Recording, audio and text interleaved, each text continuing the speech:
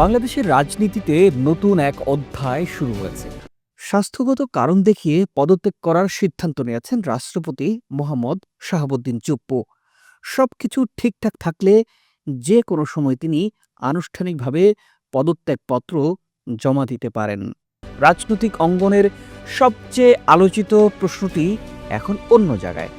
রাষ্ট্রপতি ভবনে কি পরিবর্তনের হাওয়া বইছে? কারণ বর্তমান রাষ্ট্রপতি মোহাম্মদ শাহাবুদ্দিন এখনও দায়িত্বে আছেন। তার মেয়াদ শেষ হওয়ার কথা 2028 সালের এপ্রিলে। অথচ দেশ বদলে গেছে, সরকার বদলে গেছে, রাজনৈতিক বাস্তবতাও বদলে গেছে।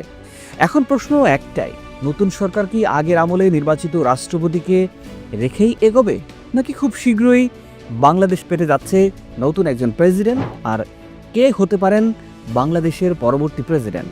এসব প্রশ্নের উত্তর লুকিয়ে আছে সংবিধানের পাতায়, রাজনৈতিক কৌশলে ও রাষ্ট্রপতির ব্যক্তিগত সিদ্ধান্তে।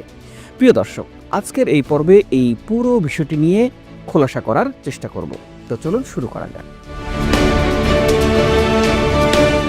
2023 সালের এপ্রিলে রাষ্ট্রপতির দায়িত্ব নেন মোহাম্মদ শাহাবুদ্দিন। সংবিধান অনুযায়ী তার মেয়াদ 5 বছর, অর্থাৎ 2028 সালের এপ্রিল পর্যন্ত তিনি সাংবিধানিকভাবে বৈধ রাষ্ট্রপতি। 2024 সালের গণ অভ্যুত্থান, আওয়ামী লীগ সরকারের পতন, অন্তর্বর্তী সরকারের শপথ, এসব কিছুর মধ্যেই তিনি দায়িত্ব পালন করেছেন। এমনকি সাম্প্রতিক নির্বাচনের পর বিএনপি সরকারের শপথও পড়িয়েছেন তিনি। কিন্তু গত ডিসেম্বরে আন্তর্জাতিক বার্তা সংস্থা রয়টার্সকে দেওয়া সাক্ষাৎকারে তিনি বলেছিলেন, নির্বাচনের পরপরই তিনি সরে যেতে চান।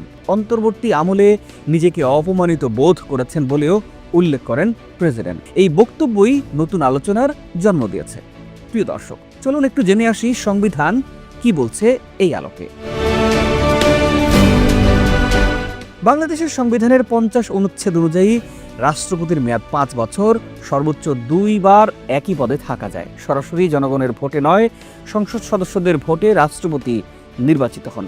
প্রার্থী হতে হলে বয়স কমপক্ষে 35 বছর হতে হবে এবং সংসদ সদস্য হওয়ার যোগ্যতাও থাকতে হবে। আরও গুরুত্বপূর্ণ বিষয় হলো, রাষ্ট্রপতির পদ শূন্য না হলে নতুন করে কাউকে নির্বাচিত করার সুযোগ নেই। অর্থাৎ 3টি উপায়েই পদ শূন্য হতে পারে। প্রথমত মেয়াদ পূর্ণ হওয়া, দ্বিতীয়ত স্বেচ্ছায় পদত্যাগ, তৃতীয়ত অভিশংসন। এখন প্রশ্ন, পদত্যাগ নাকি অভিশংসন হবে? রাষ্ট্রপতি যদি স্বেচ্ছায় পদত্যাগ করেন তাহলে স্পিকারের কাছে পদত্যাগপত্র জমা দেবেন। সংসদে অভিশংসনের প্রয়োজন হবে না। অভিশংসন প্রক্রিয়া খুবই জটিল। সংসদের 2/3 ভোট দরকার। রাজনৈতিকভাবে এটি একটি বড় বার্তা বহন করে। তাই বিশ্লেষকদের মতে যদি পরিবর্তন হয়ও সেটি হবে স্বেচ্ছা পদত্যাগের মাধ্যমেই। এখন নজর নতুন স্পিকারের দিকে, কারণ রাষ্ট্রপতির পদত্যাগপত্র জমা দিতে হবে স্পিকারের কাছেই। এবার আসি, নতুন রাষ্ট্রপতি নির্বাচন কিভাবে হবে? রাষ্ট্রপতির পদ শূন্য হলে নির্বাচন কমিশন নির্বাচন আয়োজন করবে। নির্বাচন হবে সংসদ সদস্যদের গোপন ভোটে। যদি একমাত্র প্রার্থী মনোনয়ন জমা দেন, ভোট ছাড়াই তিনি নির্বাচিত হতে পারেন।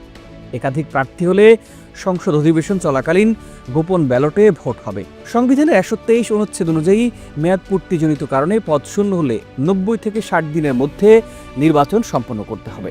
তবে পদত্যাগের ক্ষেত্রে দ্রুত নির্বাচন আয়োজন করা সম্ভব। এবার আসি, কে কে প্রেসিডেন্ট হওয়ার দৌড়ে আলোচনায় আছেন। রাজনৈতিক অঙ্গনে কয়েকটি নাম ঘুরছে খুব জোরালোভাবে। সবচেয়ে বেশি আলোচনায় আছেন খন্দকার মোশাররফ হোসেন। ঢাকা বিশ্ববিদ্যালয়ের সাবেক অধ্যাপক, সাবেক মন্ত্রী ও দলের স্থায়ী কমিটির সদস্য তিনি। সদ্য ঘোষিত মন্ত্রিসভায় তাকে দায়িত্ব না দেয়ায় জল্পনা আরও বেড়েছে। এছাড়া আলোচনায় আছেন স্থায়ী কমিটির আরেক সদস্য নজরুল ইসলাম খান ও আব্দুল মঈন খান। তবে এগুলো এখনও আনুষ্ঠানিক কিছু নয়। পদ শূন্য না হলে কোনো নামই বাস্তবতায় রূপ নেবে না। রাষ্ট্রপতি পদে পরিবর্তন শুধু অভ্যন্তরীণ বিষয় নয়, আন্তর্জাতিক মহলও সেটি গভীরভাবে পর্যবেক্ষণ করে। বিদেশি কূটনৈতিক মহল সাধারণত সাংবিধানিক ধারাবাহিকতা ও স্থিতিশীলতাকে গুরুত্ব দেয়। হঠাৎ পরিবর্তন হলে সেটি রাজনৈতিক বার্তা বহন করে। ইতিহাসে দেখা গেছে 2001 সালে বিএনপি সরকার গঠন করলেও তৎকালীন রাষ্ট্রপতিকে রেখে সরকার পরিচালনা করা হয়েছিল। আবার রাজনৈতিক মতপার্থক্যের কারণে দলীয় রাষ্ট্রপতিকে অপসারণের নজিরও আছে বাংলাদেশে। অর্থাৎ সিদ্ধান্তটি কেবল আইনি নয়, কৌশলগত। বর্তমান পরিস্থিতিতে 3টি সম্ভাবনা এখনো স্পষ্ট। রাষ্ট্রপতি মেয়াদ পূর্ণ করবেন, কিংবা স্বেচ্ছায় পদত্যাগ করবেন, কিংবা অভিশংসনের পথ নেওয়া হতে পারে। সবচেয়ে গুরুত্বপূর্ণ হলো রাষ্ট্রপতির নিজস্ব সিদ্ধান্ত। তিনি যদি নিরপেক্ষ থেকে সাংবিধানিক দায়িত্ব পালন করেন, নতুন সরকার হয়তো তাকে রেখেও এগোতে পারেন কিছুদিন। কিন্তু তিনি যদি আগেই সরে দাঁড়ান, তাহলে দ্রুতই শুরু হবে নতুন রাষ্ট্রপতি নির্বাচনের প্রক্রিয়া। বাংলাদেশে এখন রাজনৈতিক রূপান্তরের মধ্য দিয়েই যাচ্ছে। সরকার বদলেছে, সংসদ বদলেছে, ক্ষমতার ভারসাম্য বদলেছে। এখন প্রশ্ন, রাষ্ট্রপতি ভবন কি একই থাকবে? নতুন সরকার কি স্থিতিশীলতার বার্তা দেবে, নাকি রাজনৈতিক সমীকরণে আসবে আরেকটি বড় পরিবর্তন? উত্তর খুব বেশি দূরে নয়, কারণ সবকিছু নির্ভর করছে একটি সিদ্ধান্তের উপর। মোহাম্মদ শাহাবুদ্দিন কি সরে দাঁড়াবেন? বাংলাদেশের রাজনীতির পরবর্তী অধ্যায় শুরু হতে পারে সেখান থেকে। প্রিয় দর্শক, আপনার ভাবনাও জানতে চাই আমরা। নিশ্চয়ই মন্তব্য করে জানাবেন। আজ এ পর্যন্তই। ভালো থাকুন, সুস্থ থাকুন। দেখা হবে পরের বিশ্লেষণ।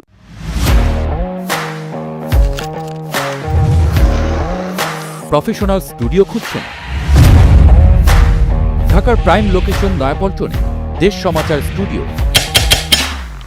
আপনার কন্টেন্ট প্রোডাকশনের নির্ভরযোগ্য ঠিকানা। এখানে পাবেন 4K ক্যামেরায় মাল্টি অ্যাঙ্গেল রেকর্ডিং, আছে গ্রিন ও ব্ল্যাক স্ক্রিন সেটআপ, উন্নত মানের মাইক্রোফোন ও sound proof voice over booth.